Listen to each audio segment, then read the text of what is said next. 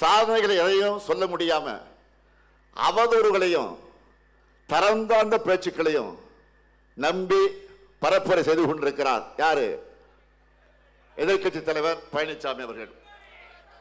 பழனிசாமின்னு சொன்னா அது பொய், பித்தன் அப்படிதான் வரும். பழனிசாமி சொல்லியிருக்கக்கூடிய பொய்களை ஒரு புத்தகமே போடலாம். அந்த அளவுக்கு பொய்களை சொல்லிக் கொண்டிருக்கிறார். 5 முறை முதலமைச்சராக இருந்த நம்முடைய தலைவர் கலைஞர் அவர்களை பற்றி பச்சை பொய்ய பேசின பழனிசாமிக்கு நான் நெல்லையிலே அதற்கு பதிலடி கொடுத்திருக்கிறேன். தான் சொன்ன ஒரு பொய்யிலிருந்து தப்பிக்க அடுத்தடுத்த பொய்களை கூச்சமே இல்லாம சொல்ல தொடங்கி இருக்கிறார். என்ன சொல்லுகிறார்? பெருந்தலைவர் காமராஜருக்கு நாம் இடம் தர மறுத்தோமா, அதேபோல் அம்மையார் ஜானகி எம்ஜிஆர் அவர்களுக்கு இடம் தர மறுத்தோம்னு உளதை கூட்டி இருக்கிறார். சங்கை கூட்டணியில் சேர்ந்த காரணத்தால அவங்கள போலவே வாட்ஸ்அப் வதந்திகளை வாந்தி எடுத்துக்கிட்டு இருக்கிறார்.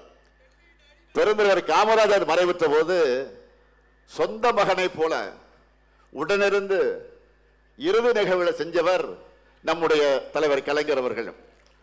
காமராஜருடைய திருவுடல தேனாம்பட்டை காங்கிரஸ் மைதானத்தில் பொதுமக்கள் அஞ்சலிக்காக வைக்கலாம்னு சொன்னப்போ அவர் ஒரு கட்சிக்கு மட்டும் தலைவர் இல்ல, எல்லோருக்குமான தலைவர், முன்னாள் முதலமைச்சர் காரணத்தால ராஜாஜி மண்டபத்திலே தான் வைக்கணும்னு சொன்னவர் தலைவர் கலைஞர் அவர்கள். அவரை கிண்டி காந்தி மண்டபத்தில் தகனம் செய்ய முடிவெடுத்து நள்ளிரவு மழையில நனைஞ்சபடி இடத்தை தேர்வு செஞ்சார். அவர் போன கார் லைட்டை போட்டு இரவு மழை பெஞ்சுக்கிட்டு இருக்கு. அப்போ அந்த இடத்தை தலைவர் கலைஞர் தான் தேர்வு செஞ்சார். இன்றைய தினம் ஸ்டாலின் அவர்கள் அவருடைய தந்தை திரு கருணாநிதி அவர்களுக்கு நான் இடம் கொடுக்கலையா, அதுல ஒரு விமர்சனத்தை வச்சிருக்கிறார். ஸ்டாலின் அவர்களே, பெருந்தலைவர் காமராஜர் அவர்கள் அனைத்து தரப்பிலும் பாராட்ட பெற்றவர். கட்சி பாகுபாடு இல்லாம பாராட்டுறோம்.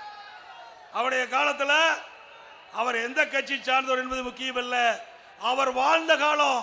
அந்த காலகட்டத்தில் அவர் கிராமத்தில் இருந்து நகர வரை மக்களுக்கு செய்த சேவை இன்றைக்கு நிலைத்து இருக்குது. அப்படிப்பட்டவர் மறைந்தார். அந்த கட்சியை சேர்ந்தவர்கள் திரு கருணாநிதியை சந்தித்து காமராஜர் அவர்களுக்கு கடற்கரையில், மெரினா கடற்கரையில் நல்லடக்கம் செய்வதற்கு எஸ்.ஆர். பாலசுப்ரமணியம் அவர்கள் அவரை சந்திச்சு இடம் கேட்டார். அப்ப திரு கருணாநிதி அவர்கள் சொல்றாரு, முதலமைச்சராக பதவியில் இருந்து உயிர் நீத்தா அவர்களுக்கு மெரினா கடற்கரையில் இடம் உண்டு என்று தெரிவித்தார். பிறகு திருமதி ஜானகி அம்மாள் அவர்கள் பொன்மனச்செம்மல் புரட்சி தலைவர் எம்ஜிஆருடைய மனைவி, அவர் தமிழகத்துடைய முதலமைச்சராக இருந்து பிறகு அவர் இறந்தார். அண்ணா திமுக சார்பாக அவரை திரு கருணாநிதி முதலமைச்சர் காலத்திலே அவரை நாடி பொன்மனச்செம்மல் புரட்சி தலைவர் எம்ஜிஆர் நல்லடக்கம் செய்த இடத்திற்கு அருகில் திருமதி ஜானகி அம்மாள் அவர்களை அடக்கம் செய்வதற்கு நீங்கள் அனுமதி வேண்டும் என்று கேட்டதற்கு திரு கருணாநிதி அவர்கள் அமைச்சரவை கூட்டத்தில் ஒரு தீர்மானத்தை கொண்டார்.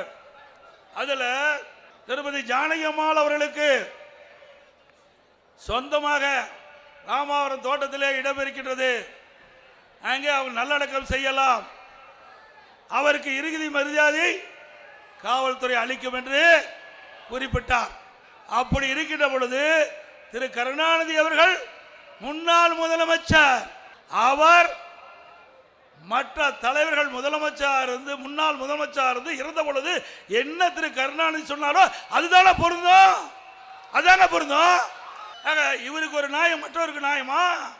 திரு கருணாநிதி அவர்கள் என்ன கடைபிடித்தாரோ அதைத்தான் நான் செயல்படுத்தினேன்.